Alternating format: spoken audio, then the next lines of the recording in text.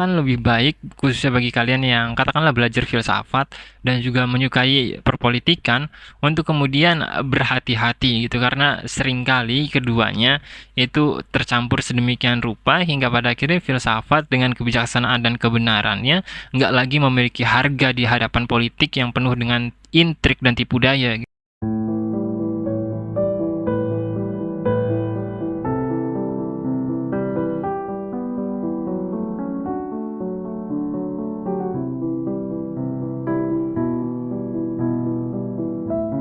Atau khutbah terakhir, khutbah Nabi Muhammad terakhir,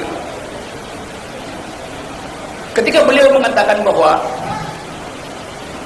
orang Arab tidak lebih tinggi dari orang Yahudi, orang Yahudi tidak lebih tinggi dari orang Barat, kulit hitam tidak lebih buruk dari kulit putih tidak lebih indah dari kulit hitam.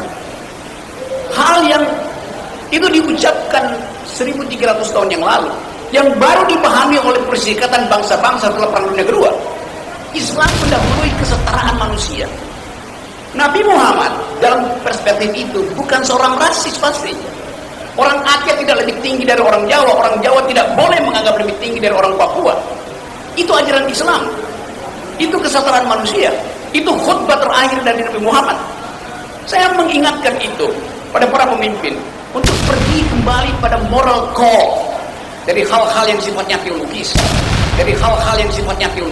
Di Universitas Gadjah Mada, di jurusan filsafat, ada disertasi dipertahankan dan lulus bagus. Judulnya atau tes disertasi itu bunyinya begini: ateisme hanya dapat dicegah melalui penataran Pancasila.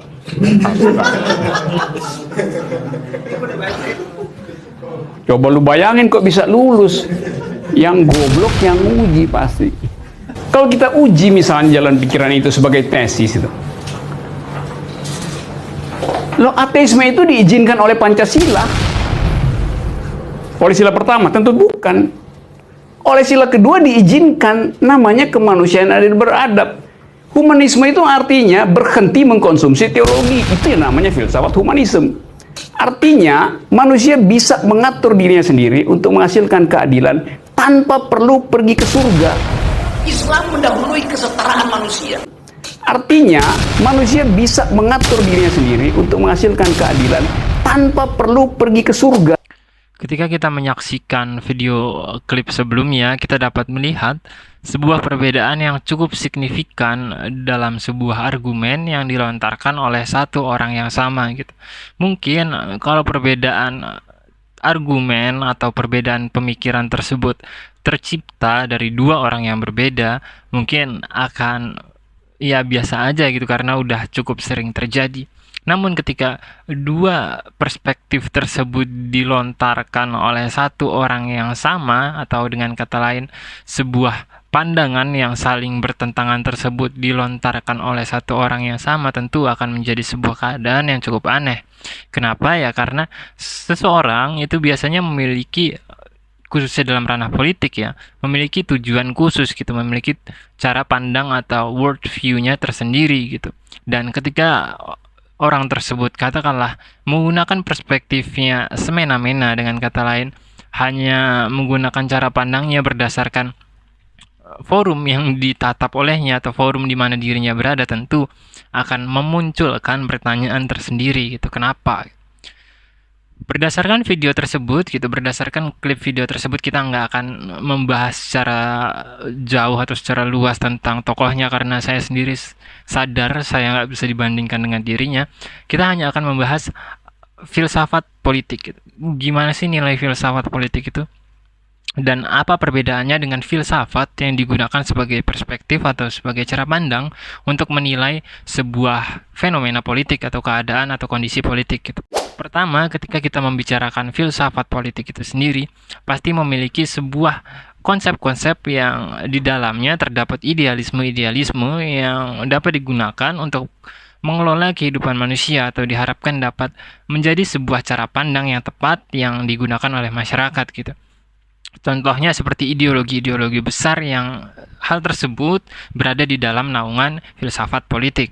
Namun, ketika kita membicarakan filsafat sebagai cara pandang atau perspektif yang digunakan untuk mengomentari politik atau mengomentari fenomena-fenomena yang terjadi dalam kehidupan sosial, tentu hal tersebut akan menjadi sebuah pembahasan yang berbeda gitu.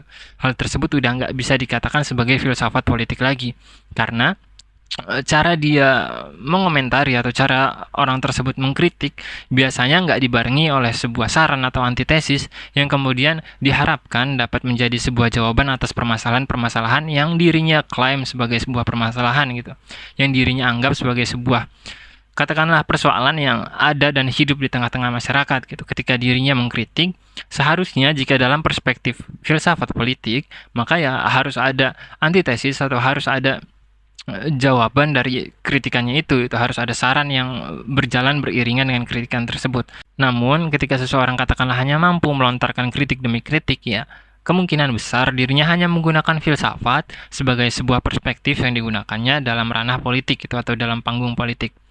Sebenarnya ya nggak ada salahnya ketika memang filsafat digunakan sebagai perspektif, khususnya ketika seseorang berusaha mengomentari atau berusaha berkecimpung dalam dunia politik itu. It's okay, itu selamanya nih, selama hal tersebut tidak dipergunakan untuk nilai-nilai yang katakanlah negatif gitu. Nah, dari klip sebelumnya ya saya nggak mau komentar cukup jauh atau lebih lanjut ya, mungkin kalian sendiri yang bisa menjawab apa sih tujuan dari tokoh tersebut gitu, kenapa komentarnya atau argumennya itu sangat amat bertentangan satu sama lain gitu, meskipun kita nggak bisa dengan serta-merta menyimpulkan bahwa niatan orang tersebut negatif, tapi ada sebuah kecenderungan di sana bahwa ya orang itu nggak mau berusaha menawarkan idealismenya, melainkan hanya berusaha untuk katakanlah mengkritik atau katakanlah hanya berusaha menyampaikan hal-hal yang ingin didengar oleh seseorang gitu, khususnya masyarakat gitu. Namun ketika balik lagi ditagih nilai-nilai yang seharusnya dilakukan atau nilai-nilai yang katakanlah menjadi poin-poin utama dari kritikannya, justru ya seringkali orang tersebut menghindar atau seringkali orang tersebut menganggap bahwa hal tersebut bukan tanggung jawab miliknya. Namun seperti yang saya katakan sebelumnya, kita nggak akan membahas terlalu jauh tentang tokoh tersebut. Saat ini kita hanya akan membahas nilai-nilai filsafat gitu, di mana filsafat pada faktanya sangat disayangkan dapat dengan mudah dipermainkan sedemikian rupa demi hal-hal yang mungkin tidak semestinya gitu. Kenapa? Kalau kita balik lagi ke ranah filsafat, tentu kita paham bahwa tujuan utama dari penggunaan filsafat itu ya untuk mencari nilai-nilai kebijaksanaan dan nilai-nilai kebenaran yang tertinggi gitu, yang bermanfaat pada akhirnya untuk masyarakat. Namun ketika filsafat pada faktanya digunakan hanya untuk memanjakan telinga-telinga masyarakat, atau katakanlah filsafat hanya digunakan demi tujuan-tujuan tertentu yang tertutup banyak rahasia, tentu akan sangat amat rumit menilai apakah hal tersebut yang dilakukan oleh seseorang tersebut hal negatif atau positif gitu. Karena ya di balik tindakannya atau di balik argumennya atau di balik pemikirannya akan sangat amat banyak kemungkinan yang tentu kita nggak bisa secara langsung menuduh, tapi ya penuh tanda tanya gitu. Saat kita bicara tentang filsafat atau sebut saja kebijaksanaan yang digunakan untuk keuntungan-keuntungan pribadi, kita bisa kembali kepada kaum sofis di era Yunani pada masa lalu gitu. Ketika seseorang katakanlah menjual kebijaksanaan dan pengetahuannya demi keuntungan-keuntungan yang pada akhirnya akan diterima olehnya gitu. Tentu kita bisa secara liar menuduh seseorang bahwa orang tersebut adalah sofis gitu. Namun kalau kita balik lagi ke tokoh yang sebelumnya kita bahas ya, sedikit kita bahas, ya orang tersebut, tokoh tersebut mengakui atau menolak mengatakan bahwa dirinya adalah seorang sofis gitu. Karena bagi dirinya seorang sofis adalah katakanlah seorang pemikir atau seorang filsuf yang dekat dengan raja atau dekat dengan pemerintahan lah kalau di saat ini. Dirinya mengatakan bahwa ya diri saya nggak dekat dengan pemerintahan gitu. Diri saya justru mengkritik habis-habisan pemerintahan.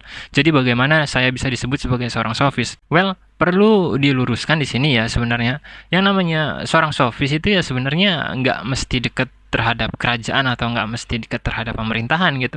Nilai atau inti utama dari sofis itu sendiri ya ketika kebijaksanaan atau ketika ilmu pengetahuan digadaikan demi keuntungan-keuntungan yang bersifat materialistik atau keuntungan-keuntungan yang bersifat pribadi. Dan hal tersebut sudah dapat dikatakan sebagai indikasi dari keberadaan seorang sofis yang menjual pengetahuannya demi entah popularitas, demi kekayaan, demi keuntungan dan lain-lain sebenarnya.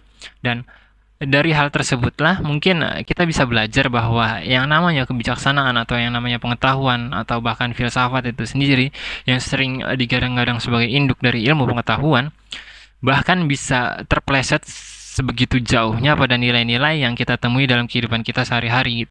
Oleh sebab itu, ketika kita mempelajari filsafat, khususnya ketika kita menggunakan filsafat dalam konteks politik, akan sangat amat sulit untuk kita, khususnya ketika di dalam ranah politik itu sendiri, banyak hal yang mengharuskan kita untuk menjadi kotor gitu. Oleh sebab itu, akan lebih baik khususnya bagi kalian yang katakanlah belajar filsafat dan juga menyukai perpolitikan untuk kemudian berhati-hati gitu, karena seringkali keduanya itu tercampur sedemikian rupa hingga pada akhirnya filsafat dengan kebijaksanaan dan kebenarannya nggak lagi memiliki harga di hadapan politik yang penuh dengan intrik dan tipu daya gitu.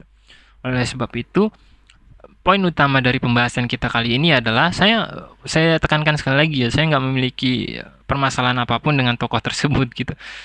Tokoh tersebut adalah udah tokoh nasional gitu dan jelas nggak bisa dibandingkan dengan saya gitu. Yang menjadi fokus pembahasan saya hanyalah sebatas 2 klip video tadi gitu, nggak lebih dari itu udah. Dan ya sisanya saya serahkan kepada kalian gitu. Kalian yang bebas beropini, kalian yang bebas mengambil kesimpulan tentang video ini atau hasil dari perbandingan 2 klip video tadi. Dan jika memang kalian merasa bahwa saya yang salah karena saya yang katakanlah nggak bisa mengambil sebuah konklusi yang tepat dari perbedaan yang terjadi dalam 2 video tadi, ya saya mohon maaf gitu. Namun akan lebih bijak jika kalian jangan terlalu cepat mengambil sebuah kesimpulan atau jangan terlalu cepat mengambil katakanlah pemikiran-pemikiran yang kalian anggap keren atau kalian anggap luar biasa, khususnya ketika disandingkan dengan nilai-nilai politik gitu.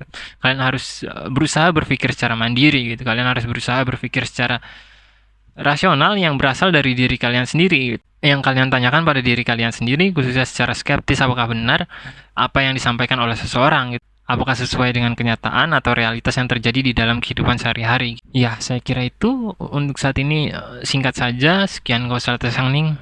Sampai jumpa.